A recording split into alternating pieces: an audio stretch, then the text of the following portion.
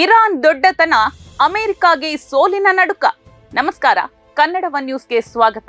ನಾನು ನಿಶ್ಮಾ ಇರ್ಷಾದ್.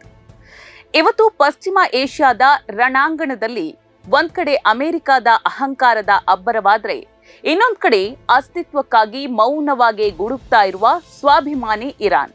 ಇದು ಕೇವಲ ಎರಡು ದೇಶಗಳ ನಡುವಿನ ಗುದ್ದಾಟವಲ್ಲ, ಇದು ಜಗತ್ತಿನ ಮೇಲೆ ಆಧಿಪತ್ಯ ಸ್ಥಾಪಿಸಲು ಹವಣಿಸ್ತಾ ಇರುವ ಶಕ್ತಿಯ ವಿರುದ್ಧ ತನ್ನ ಮಣ್ಣಿನ ಸಾರ್ವಭೌಮಕ್ಕಾಗಿ ಸೆಟೆದು ನಿಂತಿರುವ ಒಂದು ರಾಷ್ಟ್ರದ ಕೆಚ್ಚೆದೆಯ ಕತೆ. ಹೌದು, ಅಮೆರಿಕದ ಅಧ್ಯಕ್ಷ ಡೊನಾಲ್ಡ್ ಟ್ರಂಪ್ ಇರಾನ್ ಇಂಧನ ಕೇಂದ್ರಗಳ ಮೇಲಿನ ದಾಳಿಯನ್ನ ಏಪ್ರಿಲ್ 6ರವರೆಗೆ ಮುಂದೂಡಿದ್ದೀವಿ ಅಂದಿದ್ದಾರೆ. ಆದ್ರೆ ಅದಕ್ಕೆ ಟ್ರಂಪ್ ನೀಡ್ತಾ ಇರುವ ಕಾರಣ ಮಾತ್ರ ಹಸಿ ಸುಳ್ಳು.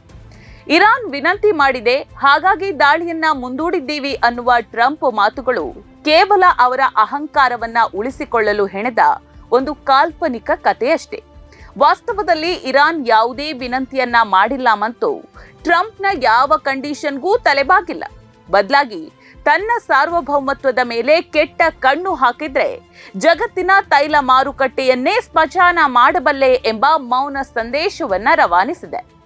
ವೀಕ್ಷಕರೇ, ಟ್ರಂಪ್ನ ಈ 10 ದಿನಗಳ ಗಡುವು ವಿಸ್ತರಣೆ ಇದೆಯಲ್ಲ, ಇದು ಇರಾನ್ ಮೇಲಿನ ಕರುಣೆಯಿಂದಲ್ಲ, ಇದು ಅಮೆರಿಕಕ್ಕೆ ಶುರುವಾಗಿರುವ ಸೋಲಿನ ನಡುಕದಿಂದ. ಇಲ್ಲಿ ಅಸಲಿ ವಿಚಾರ ಏನಂದ್ರೆ, ಇರಾನನ್ನ ಆರ್ಥಿಕವಾಗಿ ಹತ್ತಿಕ್ತೀವಿ ಅಂತ ಅಬ್ಬರಿಸುವ ಅಮೆರಿಕದ ಎಲ್ಲಾ ತಂತ್ರಗಳು ಕೂಡ ಈಗ ಉಲ್ಟಾ ಹೊಡೆದಿದೆ. ಮಧ್ಯಪ್ರಾಚ್ಯದಲ್ಲಿ ಯುದ್ಧದ ಕಾರ್ಮೋಡ ಕವಿದು ಇಡೀ ಜಗತ್ತೇ ಇರಾನ್ನ ಕತ್ತು ಹಿಸುಕೋದಕ್ಕೆ ಪ್ರಯತ್ನಿಸ್ತಾ ಇದ್ರು, ಇರಾನ್ ಮಾತ್ರ ತಲೆಬಾಗ್ತಾ ಇಲ್ಲ. ಇತ್ತೀಚಿನ ವರದಿಗಳ ಪ್ರಕಾರ ಈ ಯುದ್ಧದ ಭೀತಿಯ ನಡುವೆ ಕೂಡ ಇರಾನ್ ತನ್ನ ತೈಲ ಮಾರಾಟದಿಂದ ಪ್ರತಿದಿನ ಬರೋಬ್ಬರಿ $139 ಮಿಲಿಯನ್ ಹೆಚ್ಚುವರಿ ಆದಾಯವನ್ನ ಗಳಿಸ್ತಾ ಇದೆ. ಅಮೆರಿಕ ಇರಾನ್ ಅನ್ನ ಬೆದರಿಸ್ತಿದೆ ಅಂತ ಜಗತ್ತು ಭಾವಿಸ್ತಾ ಇದೆ. ಆದ್ರೆ ಇರಾನ್ ಮಾತ್ರ ಮೌನವಾಗಿ ತನ್ನ ಆರ್ಥಿಕ ಚೈತನ್ಯವನ್ನ ಸಾಬೀತುಪಡಿಸ್ತಾ ಇದೆ. ಯುದ್ಧದ ಈ ಭೀಭತ್ಸ ಸನ್ನಿವೇಶದಲ್ಲೂ ಇರಾನ್ ತನ್ನ ಮಿತ್ರ ರಾಷ್ಟ್ರಗಳನ್ನ ಕೈಬಿಟ್ಟಿಲ್ಲ. ಭಾರತ ಸೇರಿದಂತೆ ತನ್ನ 5 ಮಿತ್ರ ರಾಷ್ಟ್ರಗಳ ಹಡಗುಗಳಿಗೆ ಹಾರ್ಮುಜ್ ಜಲಸಂಧಿಯ ಮೂಲಕ ಹಾದು ಹೋಗೋದಕ್ಕೆ ಇರಾನ್ ಮುಕ್ತ ಅವಕಾಶವನ್ನ ಕೊಟ್ಟಿದೆ. ಅಷ್ಟೇ ಅಲ್ಲದೆ ತನ್ನ 10 ತೈಲ ಟ್ಯಾಂಕರ್ಗಳನ್ನ ಬಿಟ್ಟುಕೊಡೋ ಮೂಲಕ ಜಗತ್ತಿಗೆ ತನ್ನ ಉದಾರತೆಯನ್ನ ಇರಾನ್ ತೋರಿಸಿಕೊಟ್ಟಿದೆ. ಭಾರತ ಆರ್ಥಿಕತೆಯ ರಕ್ತನಾಳವಾದ ತೈಲ ಮಾರ್ಗವನ್ನ ಸುಗಮವಾಗಿಟ್ಟ ಇರಾನ್ನ ಈ ದೊಡ್ಡತನ ಕೇವಲ ಭಾವನೆಗಳಿಗೆ ಮರುಳಾಗಿರುವ ಕೆಲವು ಅಂಧ ಅಭಿಮಾನಿಗಳಿಗೆ ಯಾವಾಗ ಅರ್ಥ ಆಗುತ್ತೋ ಗೊತ್ತಿಲ್ಲ. ಆದ್ರೆ ನಮ್ಮ ದೇಶದ ಒಳಗೆ ಕುಳಿತು ಕೆಲವರು ಇರಾನ್ ವಿರುದ್ಧ ವಿಷ ಕಾರ್ತಾ ಇದ್ದಾರೆ. ಸೋಷಿಯಲ್ ಮೀಡಿಯಾಗಳಲ್ಲಿ ಇಸ್ರೇಲ್ನ ಅಟ್ಟಹಾಸವನ್ನ ಸಂಭ್ರಮಿಸ್ತಾ ಇರಾನ್ ಅನ್ನ ವಿಲನ್ ಮಾಡುವ ಅವರಿಗೆ ಸ್ವಲ್ಪವಾದ್ರೂ ಬುದ್ಧಿ ಇದೆಯಾ? ಸಾಮಾಜಿಕ ಜಾಲತಾಣಗಳಲ್ಲಿ ಕುಳಿತು ಇಸ್ರೇಲ್ನ ಬಾಂಬ್ ದಾಳಿಯನ್ನ ಸಂಭ್ರಮಿಸುವವರು ಒಂದು ಸತ್ಯವನ್ನ ಅರಿಬೇಕು. ಇರಾನ್ ಮೇಲೆ ಒಂದು ಸಣ್ಣ ಕಿಡಿ ಬಿದ್ರೂ ನಾಳೆ ನಿಮ್ಮ ಜೇಬಿಂದ ಪೆಟ್ರೋಲ್ ಕೊಳ್ಳೋದಕ್ಕೆ ಸಾವಿರಾರು ರೂಪಾಯಿ ಸುರಿಬೇಕಾಗುತ್ತೆ. ನಿಮ್ಮ ಈ ಪರಕೀಯ ದೇಶ ಪ್ರೇಮ ನಿಮ್ಮ ಸ್ವಂತ ಮನೆಯ ಬಜೆಟ್ ಅನ್ನ ಸುಟ್ಟು ಹಾಕುತ್ತೆ ಎಂಬ ಪರಿಜ್ಞಾನ ನಿಮ್ಗಿಲ್ವೇ? ಕಣ್ಮುಚ್ಚಿ ಪರಕೀಯರ ಅಟ್ಟಹಾಸವನ್ನ ಕೊಂಡಾಡೋ ಮುನ್ನ ನಮ್ಮ ದೇಶದ ಅಸ್ತಿತ್ವಕ್ಕೆ ಇರಾನ್ ಎಷ್ಟು ಮುಖ್ಯ ಎಂಬ ಕನಿಷ್ಠ ಜ್ಞಾನವನ್ನ ಪಡ್ಕೊಳ್ಳಿ.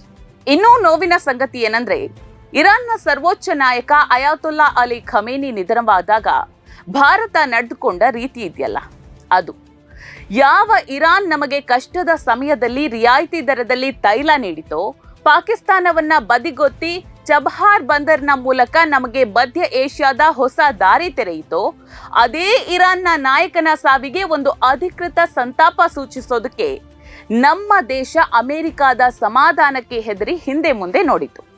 ಹೌದು, ಭಾರತ ಕೊನೆಗೂ ಸಂತಾಪ ಸೂಚಿಸಿತು ನಿಜ. ಆದ್ರೆ ಅದು ಎಂತಹ ಸಂತಾಪ? ಇಡೀ ಜಗತ್ತು ಕಂಬನಿ ಮಿಡಿದು ಕಾಲ ಮಿಂಚಿ ಹೋದ ಮೇಲೆ ಬಂದ ಔಪಚಾರಿಕ ಶೋಕವದು. ಆದ್ರೆ ಇರಾನ್ನ ಹೃದಯ ವೈಶಾಲ್ಯತೆ ನೋಡಿ. ನಾವು ಅವರ ನಾಯಕನ ಸಾವಿಗೆ ಮೌನ ವಹಿಸಿ ಅವಮಾನಿಸಿದ್ರೂ ಕೂಡ ಇವತ್ತು ಅದೇ ಇರಾನ್ ನಮ್ಮನ್ನ ತನ್ನ ಅತ್ಯಂತ ಸ್ನೇಹಿ ರಾಷ್ಟ್ರ ಪಟ್ಟಿಯಲ್ಲಿ ಸೇರಿಸಿಕೊಂಡಿದೆ. ಇರಾನ್ ಭಾರತದ ಪಾಲಿಗೆ ಕೇವಲ ಮಿತ್ರನಲ್ಲ, ಅದೊಂದು ಆಯಕಟ್ಟಿನ ಅನಿವಾರ್ಯತೆ. ಅಮೆರಿಕ ಮತ್ತು ಇಸ್ರೇಲ್ ತಮ್ಮ ಸ್ವಾರ್ಥಕ್ಕಾಗಿ ಇಡೀ ಪಶ್ಚಿಮ ಏಷ್ಯಾವನ್ನ ಬೆಂಕಿಗೆ ತಳ್ಳುವುದಕ್ಕೆ ಮುಂದಾಗಿದೆ. ಇಂತಹ ಸಂದರ್ಭದಲ್ಲಿ ಭಾರತವು ತನ್ನ ನಂಬಿಕಸ್ಥ ಮಿತ್ರನಾದ ಇರಾನ್ ಪರವಾಗಿ ಗಟ್ಟಿಯಾಗಿ ನಿಲ್ಲಬೇಕಿದೆ. ಇರಾನ್ ವಿರುದ್ಧ ಮಾತನಾಡೋ ಮುನ್ನ ಯೋಚಿಸಿ. ನಿಮ್ಮ ವಾಹನಕ್ಕೆ ಹಾಕುವ ಪ್ರತಿ ಲೀಟರ್ ಇಂಧನದ ಹಿಂದೆ ಈ ದೇಶಗಳ ಸಂಬಂಧದ ಕತೆ ಇದೆ. ದಾಳಿ ಮುಂದೂಡಿಕೆಯಾಗಿರಬಹುದು. ಆದರೆ ಇರಾನ್ ತೋರಿದ ಈ ಸಹನೆ ಮತ್ತು ಮೈತ್ರಿ ಧರ್ಮದ ಮುಂದೆ ಅಮೆರಿಕದ ಗರ್ವ ಭಂಗವಾಗಿದೆ ಅನ್ನೋದೇ ಸತ್ಯ. ನೋಡ್ತಾ ಇರಿ ಸಮಾಜಕ್ಕಾಗಿ ಕನ್ನಡ ಒನ್ ನ್ಯೂಸ್. ನಮಸ್ಕಾರ.